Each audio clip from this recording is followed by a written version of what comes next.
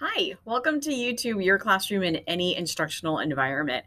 My name is Darcie Priester, and I'm an instructional technology coach with Manassas Park City Schools.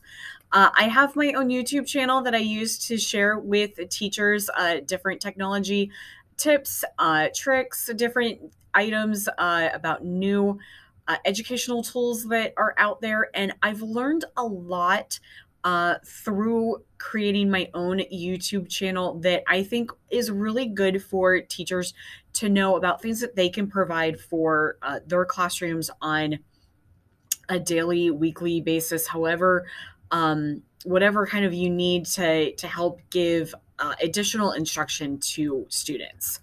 So just a little bit about me before we get started.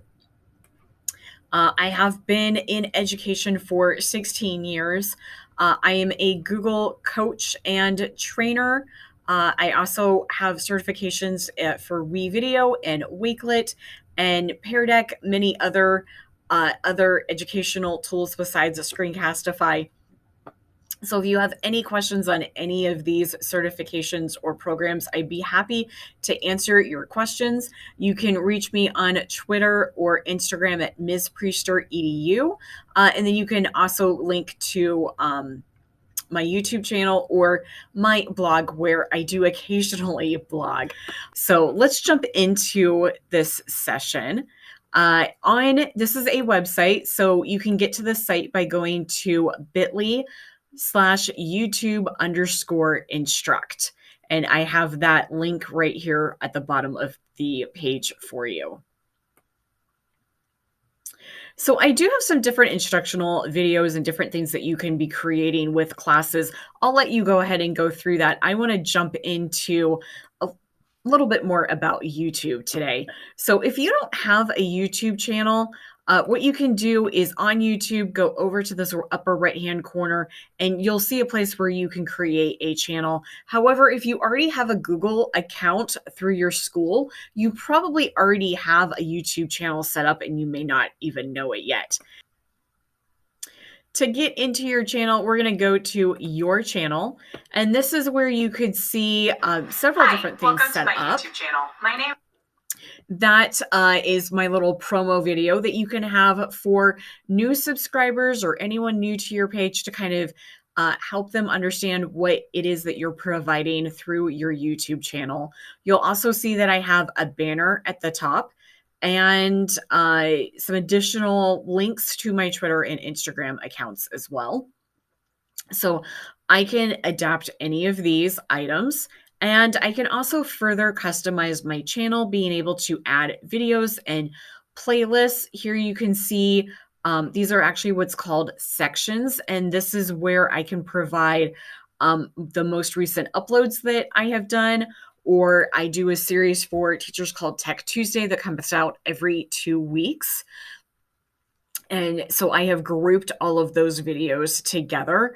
I have also done things with Google and Canvas and YouTube as well. So I have grouped those all together. So if you wanted to replicate something like that, you're going to go to Customize Channel. And we'll give it just a second to drop in here. So this is where I can put that channel trailer for anyone who wants to know a little bit more about what I'm providing on my channel. And then this is where I have created those sections. So all I'm going to do is click on Add a Section, and it gives me a list of sections that I could provide on my YouTube channel. It could be those popular uploads. It could be anything that I have done live. Or it could just be a single playlist. So I'm just going to click on that for the moment and then just say, okay, I want to add training videos in. And now that's going to add it to the bottom of the list. And I can drag this to be anywhere on my YouTube channel so that I can set it up the way that I want to and then publish it. So I'm just going to hit cancel since I don't want to make any changes to my YouTube channel at this moment. I can also add in branding. So this is where I can put my picture in or banners in. I actually did this in Canva. and uploaded this. So they have templates right in Canva for you where you can just go ahead and adapt and add in the colors or images that you want. And then I've also added a video watermark. So on all of my videos about 20 seconds in, you'll see this little watermark appear on my videos, but that's also a place where people could click and subscribe if they wanted to know when I have new videos available.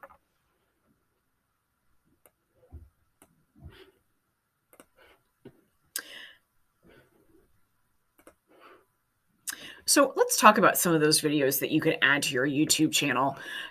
So there's a couple of ways that you could do this. You can click on create from pretty much any page in YouTube and upload videos directly into YouTube. These would be ones that you've already previously recorded, or you could go live. And I really recommend going live for really special events. This might be something that your school is doing, rather than something that you would do kind of on a classroom basis. Although you could do this as a way to maybe provide study group where you could, and unfortunately it's only one way, so students would only be seeing what you were doing. And with some of the latest adaptations to YouTube and Google, some of the rules that have come about, you used to be able to comment, but depending on what your school may have set up, you may be able to allow students to comment. They may not be able to either. One thing to note with going live is that you would need to set this up 24 hours before the first time that you wanted to go live. That's just to kind of set up that additional portion of your channel. It would need 24 hours. Only once do you need to do that, and that would be just one time. And you could do that if you're not planning on going live. That's okay. You could just click on go live. It'll set up. And then the next time that you would want to go live, you could go ahead and set that up. So this is really just an easy process. You would come in, you could click a category, you could add a thumbnail, you can add it to a playlist, and then, of course, give it a title.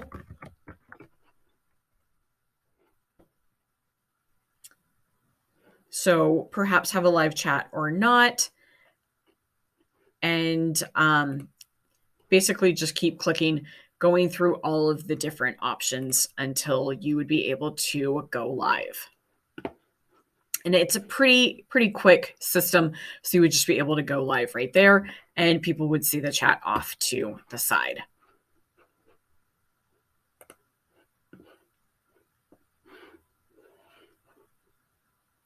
So here is what's considered the studio area of YouTube. This is where I can see my latest video performance and how many people have watched the video and how it's performed. I can also see my number of subscribers.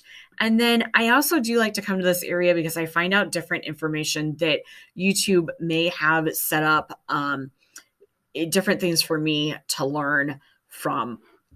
So I do really like that area.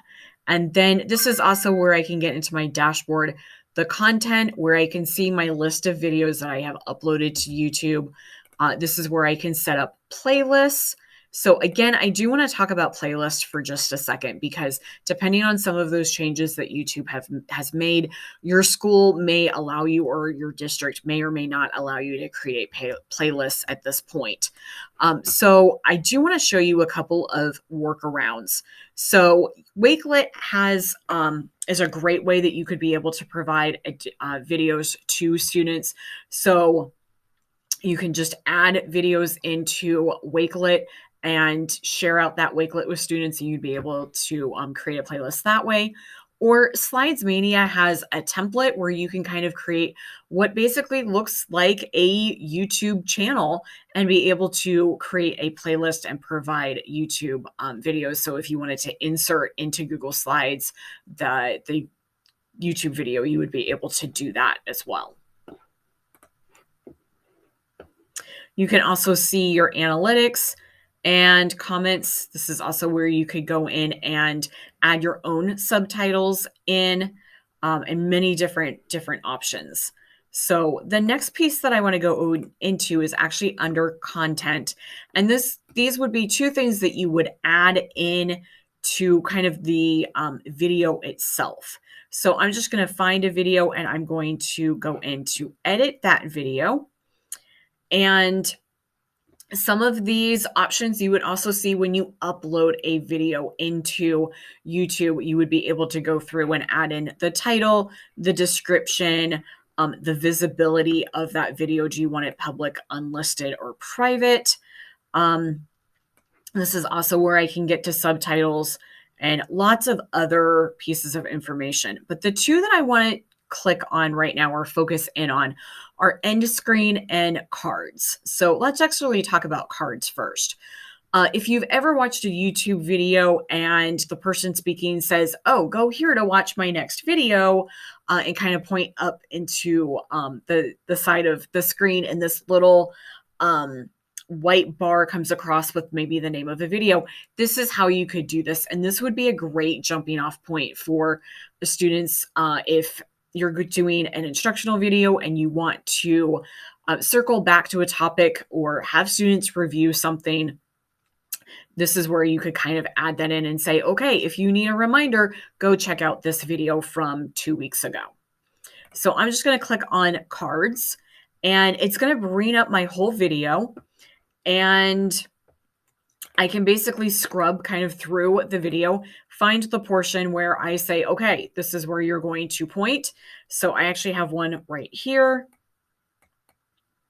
So here I go, I'm pointing and I'm just going to drop this video in. So I'm going to click on add a card and I'm going to say, I want to add a video in. And then I could search through my previously uploaded videos or see it right here on the screen and add that in. Or I could also add any video from YouTube and be able to add that in. And then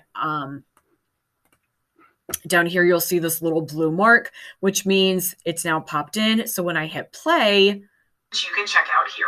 So now you can see exactly where that little tagline is going to come in to say, go check out this video. And it's going to be named with what that video is. And then I can save it. And it's going to be added to my YouTube video. Now, end screen, again, if you've ever watched YouTube videos and it has different options at the very end where it wants you to subscribe, or you could add in other videos for people to watch. This is the place where you are going to do that. So again, I've already kind of added these in. So right at the end of my videos, I have my profile picture. So anybody who is viewing this, if they click on it, it will take them right where they can subscribe to my YouTube channel. Or what I typically do is also add in some videos for them. What I like to do is there's 3 ways that you could do this. Add in the most recent video upload, or go search for a video that I want people to be able to watch once they've watched this first video. Or I could just let the YouTube algorithm do its thing and just put up a video that they feel is best for that person to watch. I'm not going to know what that is. It's just going to pick a video and put it in that place for me. So it's very similar to how we did the card.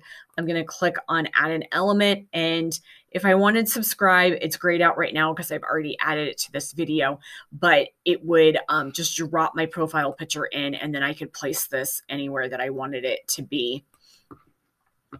And then also if I wanted to add any additional videos, there we go. So then I can choose, do I want it to be that most recent upload, what's best for a viewer, or choose a specific video.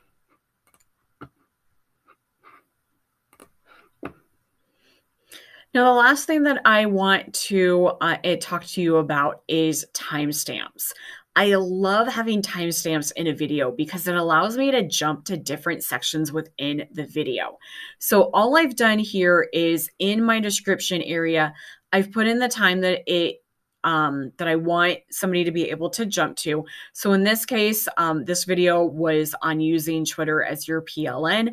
So maybe I want them to go, why should they be using Twitter? So that's at 28 seconds. So I'm just using the appropriate timestamp for that and putting in the text so that when they see it on the actual video, let me jump to that for you. So here's the video. And then down in the description area, when I click on show more, you'll see the timestamps are linked and they could just jump to that place in that video. So we've just jumped to 7 minutes and 45 seconds within this video.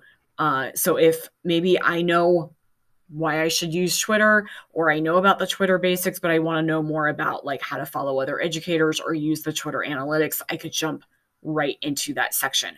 So this would be great for students as well, that if you are doing a review video or you have a student that just feels really confident about something, they would be able to jump to different sections within that video. So thank you so much for joining me. Again, if you have any questions, you can go to the website and find me at Ms. Priester EDU on Twitter or Instagram, and I'd be happy to answer any questions that you have. Thanks so much.